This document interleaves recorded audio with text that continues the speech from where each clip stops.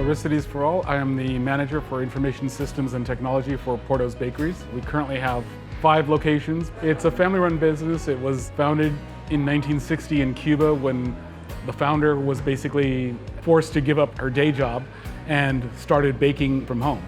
And then when they were finally able to move to the United States, she continued baking because of the business and reputation that she had for her baked goods.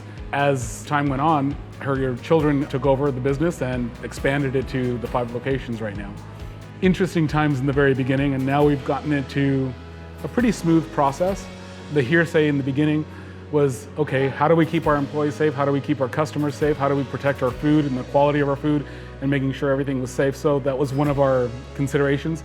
All of a sudden, at one point in time, just before the closures, we decided, let's not have anybody inside the building, just because we also have 100 employees at a time inside the building.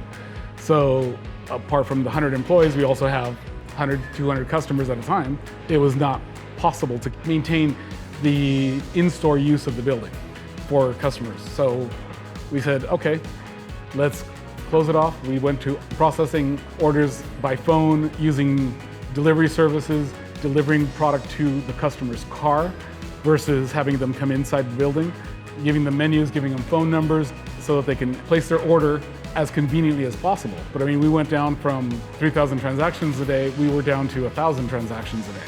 Part of going through eThor was our ability to use EMV and our ability to use contactless payments. We were looking through different systems. We looked through, I would say, hundreds, and we were like one of the first ones asking for the restaurant industry using our POS system. They had cumbersome processes. Even though they were saying it was a 6-second authorization or less than a second authorization, the time for a ticket to print and actually get to the customer after signing or after putting in their PIN was taking 30 seconds, 45 seconds, and we're looking at it and they're going, it's slow. And that had nothing to do with their printer, that had nothing to do with their internet. It had everything to do with the back office implementation of integrating with the POS. And 30 seconds might not sound a lot, but 30 seconds at 3,000 transactions a day is a lot.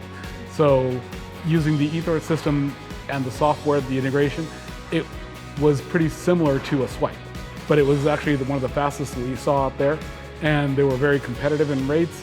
In terms of the costs, we were able to maintain our existing relationship with our merchant processor, so that was also a plus. And eThor was very responsive and brought us different solutions, and we just saw that it was working, implemented it for a month.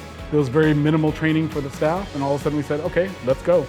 Getting the equipment, getting the software installed was pretty simple, and no issues, no real problems with the software, and having it integrate with our POS. We had already started the process for EMV and contactless, at least a year before COVID. Our cashiers were already used to that process, so what we did is we just moved it to remote. By remote, we're using virtual terminal. We're using the devices at the cash register and doing manual entries because the orders were taking so long to process a manual entry, because it does take time, and hearing people tell you their number over the phone, over the Bluetooth, customers were uncomfortable. They would rather give you the card. So we contacted eThor and they said, okay, here's your payment device, smaller one. Since they're wireless, you can actually go out there, take payment in the car. And that actually sped up the process considerably because the order is already being packed, payments being done, and then the order is being delivered.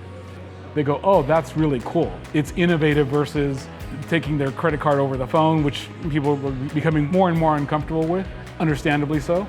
But all of a sudden, we bring the device and they go, oh, that's neat. Oh, we can use the tap. Oh, we can use the EMV.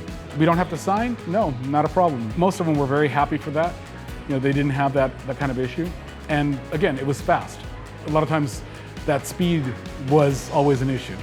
I definitely recommend them as a partner because I think they were been very responsive to our needs, and we will keep on using it and then some.